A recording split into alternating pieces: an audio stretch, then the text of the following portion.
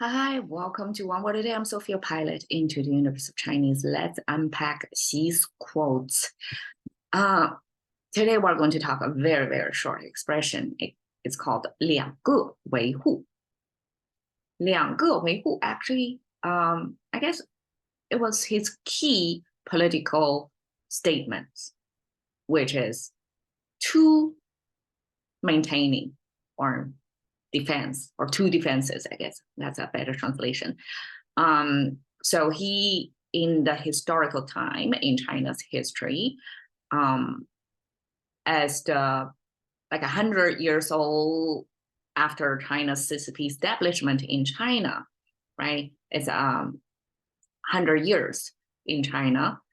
He was to regard himself as put himself in the defensive position, like he has to defend two types of defend. So 两个维护, even he didn't spell it out, that's his way to shorten things. It's a Chinese way, especially in the CCP's political slogan habit.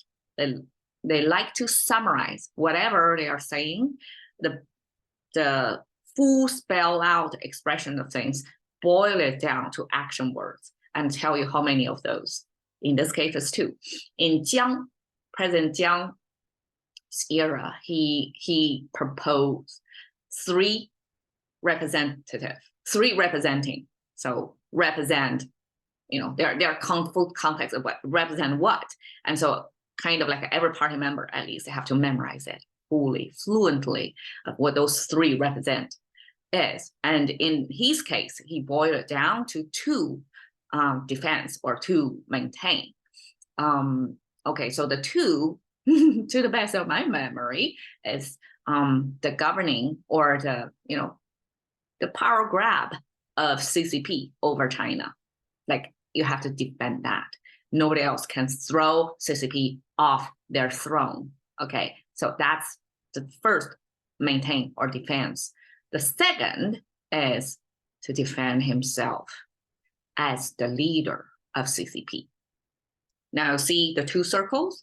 Himself have to be the boss of CCP, and CCP have to govern the whole China. That's what 两个维护 is about.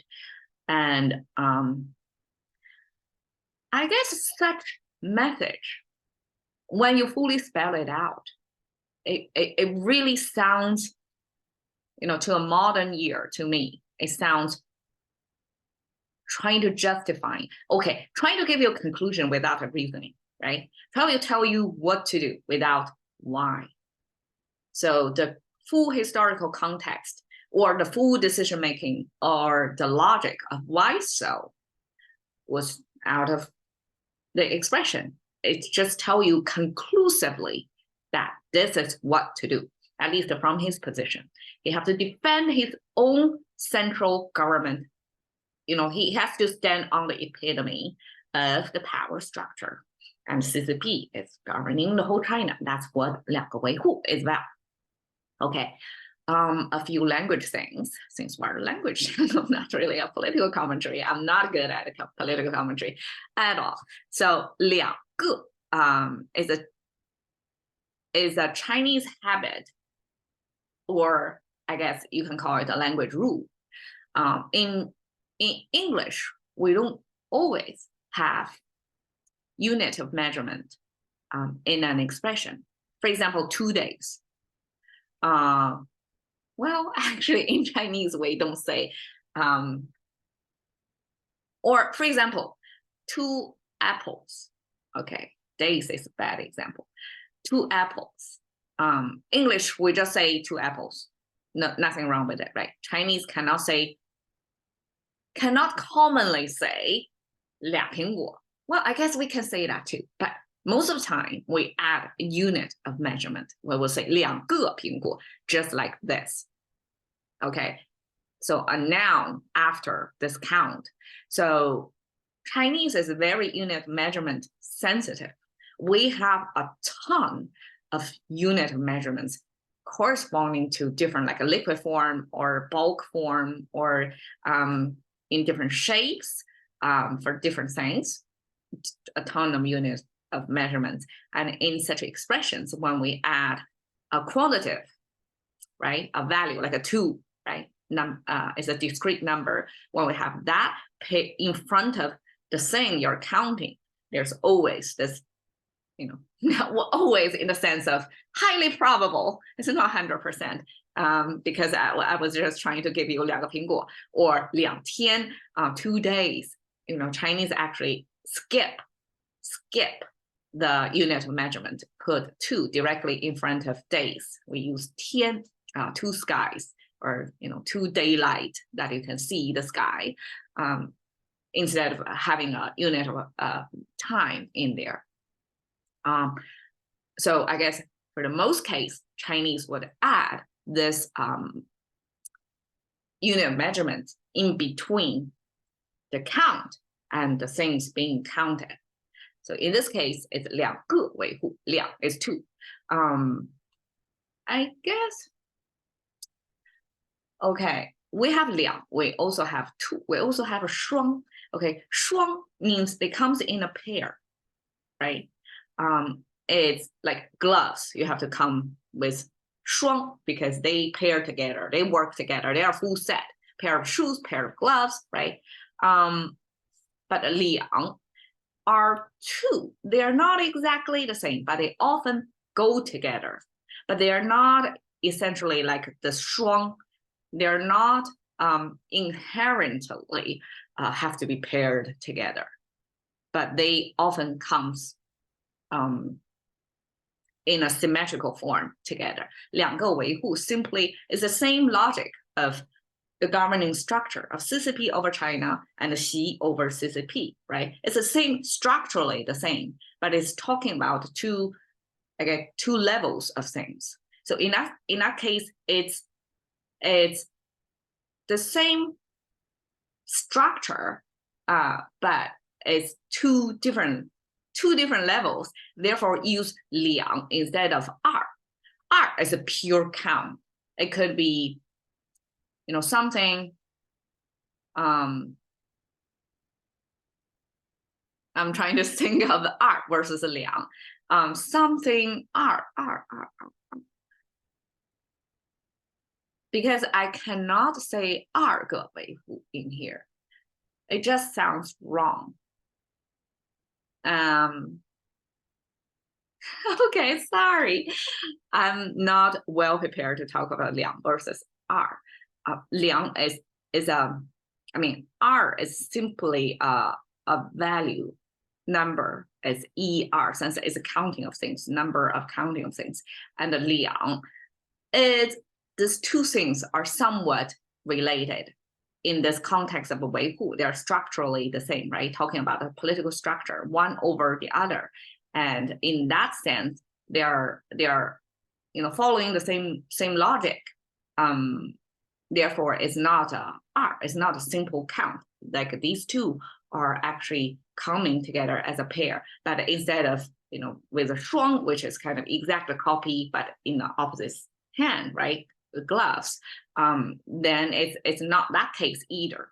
It's not the same thing because it's addressing a different political power structure level. Okay, so in any case, that's 两个维护. And let's talk about the 护 a little bit. It has a 5-finger hand symbol on the left side, and the right side, according to some scholars, it's about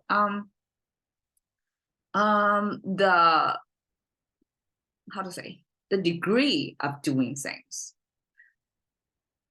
Okay, the degree comes with this bird symbol with the 3-finger hand symbol. So in this one frame, you see both 5-finger hand symbol and the 3-finger hand symbol. 3-finger hand symbol next to the bird is kind of the hand holding the bird.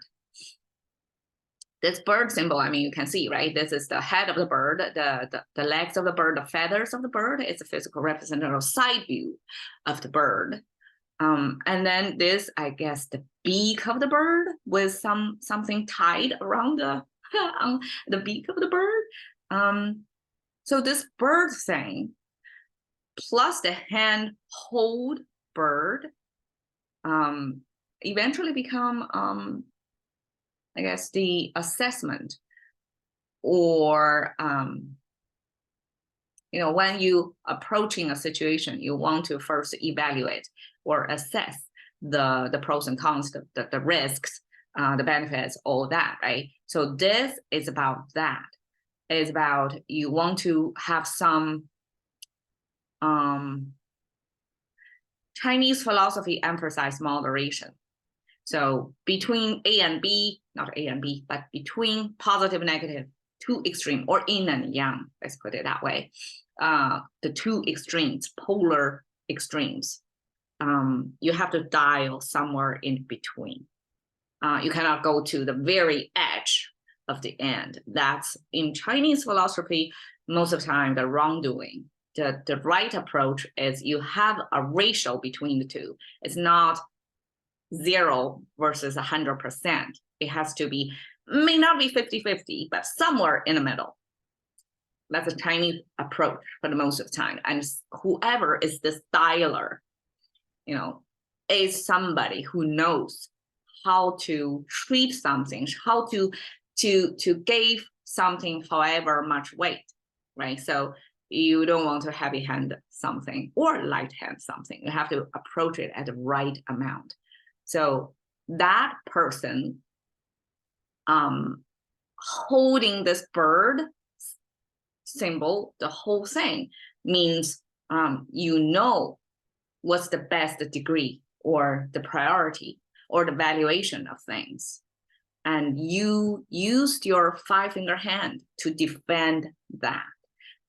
So I guess in Chinese philosophy, if we're applying that to the Israeli and Hamas conflict recently, there would be this dialing in between, how hard Israeli should go on Hamas, right? There is this dial thing, and whoever knows the best, what's the degree in between, because the details is in that degree, right? We all know this polar of the two edge, but where you land on that in between, that's the wisdom comes to. And then when you pair it with 5-finger hand symbol, that means you're trying to defend, you're trying to maintain this balance. You're not going to throw yourself to a polar edge of something. You want to go in the middle where things are maintained in a sort of balance or sort out in a, not an extreme way. So that's the Hu character. It means like defending the rule, defending the right degree of doing things. Okay, so 两个维护, two defenses. I just crop up this view of Tiananmen Square, which is kind of ever since the Tiananmen Square event in 1989, this became a political sensitive place. It was the front entrance to ancient palace building, right? And then it becomes the central government or CCP Mao's portrait was still hanging in there. So it becomes a political face of the party. And then the two guards next to this pole of Chinese flag, almost like symbolically standing there as an illustration of these two defenses, like two of them visually standing, guarding, defending this country, which is ruled by CCP, which is, as you can see, attached themselves on top of the ancient emperor's palace building. All these are very symbolic to show what's the structure, the governing over there is about. So two defenses, Xi over CCP, CCP over China. That's how it works. All right, catching to the currency of thinking about what a day was